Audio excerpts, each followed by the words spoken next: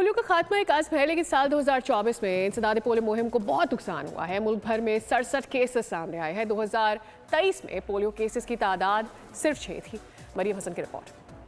2024 polio के खात्मे का ख्वाब ड्राउनी हकीकत बन गया। पोलियो फ्री पाकिस्तान का ख्वाब शर्मिंदा ताबीर ना हो सका। रवा साल पोलियो से 67 बच्चे जिंदगी भर के लिए माजूर हो गए। फरवरी में पहला पोलियो केस बलोचिस्तान के जिला डेरा बुगटी, जबकि सिंध में पहला केस 1 जून को जिला शिकारपुर से रिपोर्ट हुआ। पोलियो से मुतासिर 27 का ताल्लुक बलोचिस्तान, 19 का खैबर पख्तूनख्वा, 19 का सिंध, 1 पंजाब और 1 का इस्लामाबाद से है। माहिरीन के मुताबिक पोलियो फैलने की सबसे बड़ी वजह नाक़िस निज़ाम निकासी आब और आलूदा पानी है। 24 करोड़ की आबादी है, 5 करोड़ बच्चे हैं जिनको पोलियो कतरे पिलाने, चंद हजार वालिदैन जो हैं वो नहीं पिला रहे हैं। पुअर सैनिटेशन है, साफ पानी नहीं है, और जो हमारा सीवरेज सिस्टम है वो अच्छा नहीं है। पानी की लाइन और सीवरेज की लाइनें करीब करीब चलती हैं। पूरे मुल्क में ये हाल है।